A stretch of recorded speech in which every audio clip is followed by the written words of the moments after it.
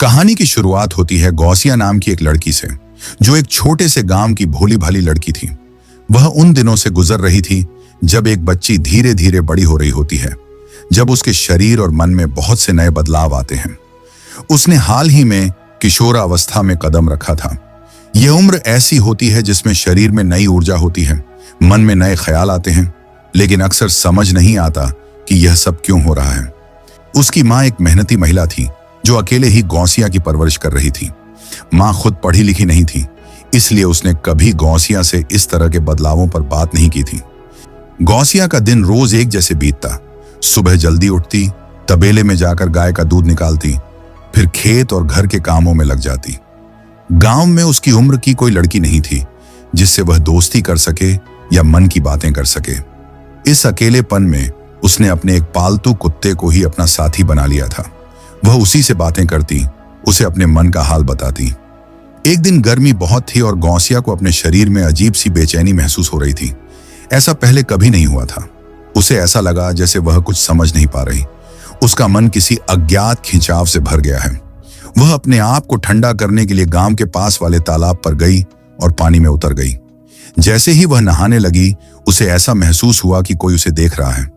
उसने कई बार चारों ओर देखा, लेकिन कोई नजर नहीं आया। उसका दिल जोर जोर से धड़कने लगा। उसे डर भी लगा और शर्म भी, लेकिन फिर उसने खुद को समझाया कि शायद यह उसका वहम है। तालाब से निकलकर वह पास की मुलायम घास पर लेट गई, पर उसका मन शांत नहीं हो रहा था। रात को भी वह ठीक से सो नहीं सकी। मन में एक अजीब सी बेचैनी थी, एक डर और ढेर सारे अनजाने सवाल। रात को अचानक वह उठी और तबेले में जाकर दूध निकालने लगी। तभी उसकी माँ की नींद खुल गई। माँ ने आश्चर्य से पूछा, इतनी रात को दूध क्यों निकाल रही हो? गौसिया ने चुपचाप सिर झुका लिया। उसकी आंखों में आंसू थे, पर वह कुछ बोल नहीं सकी। माँ ने उसका चेहरा देखा और महसूस किया कि वह किसी उलझन में है। अगली सुबह गौसिया रोज की तरह गांव की गायों को लेकर जंगल की ओर चली गई। सुबह की ताजी हवा, पत्तों की सरसराहट और गायों की धीमी धीमी आवाजें जैसे उसकी दिनचर्या का हिस्सा बन चुकी थीं। लेकिन आज उसका मन कुछ अलग था, जैसे कुछ नया घटने वाला हो। कुछ दूर चलने के बाद वह एक पुराने पीपल के पेड़ के नीचे बैठ गई। साथ में उसका पालतू कुत्ता भी था, जो उसकी हमेशा की तरह सच्ची संगत निभा रहा था। वह उससे बातें करने लगी, जैसे अकेलेपन में दिल की सारी बातें कोई अपने सबसे करीबी से करता है। उसके लिए वो कुत्ता न सिर्फ एक जानवर, बल्कि उसके मन का साथी था, जिससे वह बिना डरे बिना झिझके सब कुछ कह सकती थी। तभी उसकी नजर थोड़ी दूरी पर बैठे एक अजनबी पर पड़ी। वह कोई आम आदमी नहीं लग रहा था। वह पूरी तल्लीनता से एक कागज पर कुछ बना रहा था। पास जाकर देखने पर पता चला कि वो एक चित्रकार था, जो बहुत ध्यान से अपने स्केच को आकार दे रहा था। गौसिया को आश्चर्य हुआ। चित्रकार ने उसकी ओर मुस्कुराकर देखा और कहा, देखो, ये मेरी बनाई हुई तस्वीरें हैं। गौसिया ने जैसे ही तस्वीरें देखी, उसकी आंखें हैरानी से फैल गईं। उन स्केच में एक लड़की थी जो बिल्कुल उसी जैसी दिखती थी। चेहरे की बनावट, आंखों की गहराई और यहां तक कि हाव भाव भी, सब कुछ हूबहू वैसा ही था। यह देखकर गौसिया को एक झटका सा लगा और अचानक वह बेहोश होकर वहीं गिर पड़ी। थोड़ी देर बाद गौसिया को होश आ गया। वह धीरे धीरे उठी और सहमे स्वर में पूछा, आप कौन हैं? वह आदमी शांत स्वर में बोला, मैं एक बंजारा हूं, गांव गांव घूमता हूं और जो दृश्य मुझे सुंदर या खास लगता है उसे अपनी कला में संजो लेता हूं।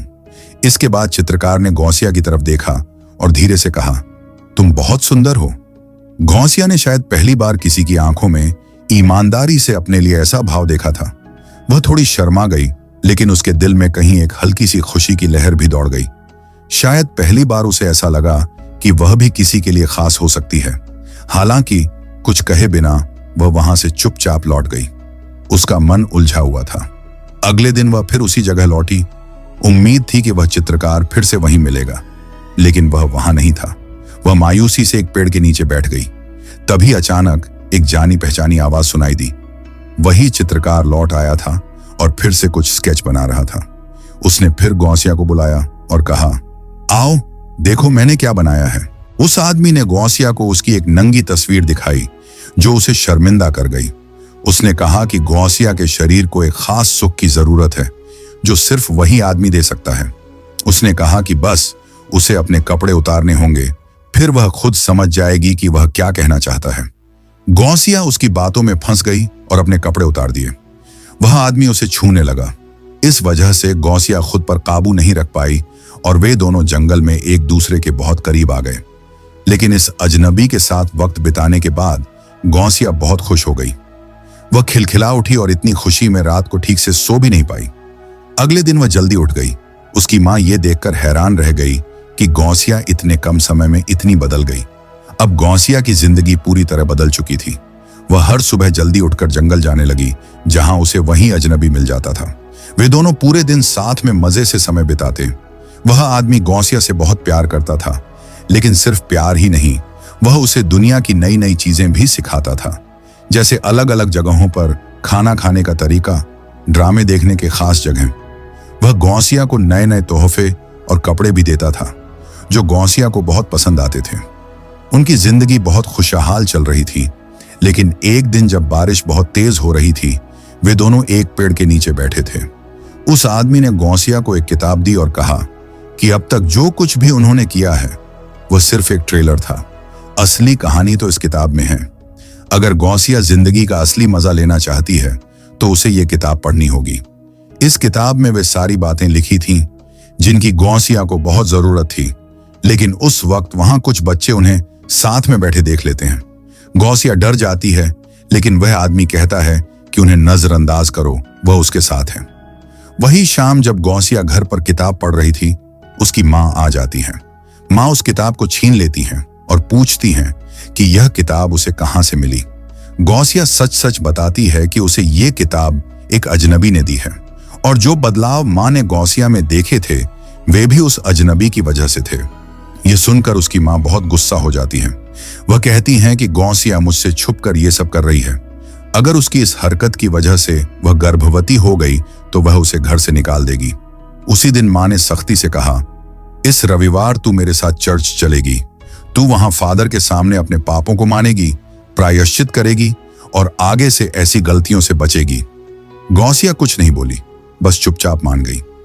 रविवार को वे दोनों चर्च पहुंचे। चर्च के शांत वातावरण में गौसिया का मन कुछ हल्का हुआ। जब वह फादर के सामने बैठी तो उसकी आंखों में आंसू थे। वह धीरे धीरे अपनी बात कहने लगी, फादर, मैंने कुछ गलत किया है। मुझे लगता है कि मुझे वो सब नहीं करना चाहिए था, लेकिन मैं समझ ही नहीं पाई। मैं बस उस अजनबी की ओर खींचती चली गई। उसकी बातों में अपनापन था। मैं कई बार उसके बहुत करीब चली गई। मुझे नहीं पता मैंने ऐसा क्यों किया, लेकिन मैं खुद को रोक नहीं पाई। फादर चुपचाप उसकी बातें सुनते रहे। फिर उन्होंने उसकी मां को पास बुलाया और ढेर स्वर में कहा, गौसिया अभी बहुत छोटी है। वह अभी सिर्फ भावनाओं को समझने की कोशिश कर रही है। ऐसे में बच्चों से गलतियां हो जाती हैं, लेकिन हमें उससे घृणा नहीं करनी, बल्कि उसे समझना है। मैं सुझाव देता हूं कि आप उसे एक बार डॉक्टर के पास चेकअप के लिए जरूर ले जाएं, ताकि हम निश्चिंत हो सकें कि कुछ गड़बड़ नहीं हुई है। अगले दिन मां गौसिया को एक डॉक्टर के पास ले गई। जांच के बाद डॉक्टर ने कुछ देर सोचकर मां से कहा, चिंता की कोई बात नहीं है। गौसिया अभी वर्जिन है। उसे किसी मर्द ने शारीरिक रूप से नहीं छुआ है। यह सुनकर मां तो चौंक ही गई। उन्होंने डॉक्टर से दोबारा पूछा कि क्या आप पक्के तौर पर कह रहे हैं? डॉक्टर ने सिर हिलाकर कहा, हाँ, गौसिया ने जो भी महसूस किया है वो उसकी कल्पनाएं थीं। उसका मानसिक और भावनात्मक रूप से किसी के करीब आना एक सामान्य किशोर प्रतिक्रिया है, लेकिन शारीरिक रूप से उसने कोई सीमा पार नहीं की है। उस रात जब गौसिया अपने बिस्तर पर चुपचाप लेटी हुई थी, तब अचानक वही अजनबी एक बार फिर उसके कमरे में दिखाई दिया। वो उसकी तरफ मुस्कुराते हुए बढ़ा और बहुत नरमी से उसे जगाया। गौसिया नींद में धीमे स्वर में बोली, मैं चाहती हूं कि तुम हमेशा मेरे साथ रहो, कभी मुझसे दूर मत जाना। अजनबी ने उसकी बातों का जवाब बड़े प्यार से दिया, मैं कहीं नहीं जा रहा, मैं तो हमेशा से तुम्हारे पास ही था और हमेशा रहूंगा। यह कहते ही वो अजनबी अचानक गायब हो गया।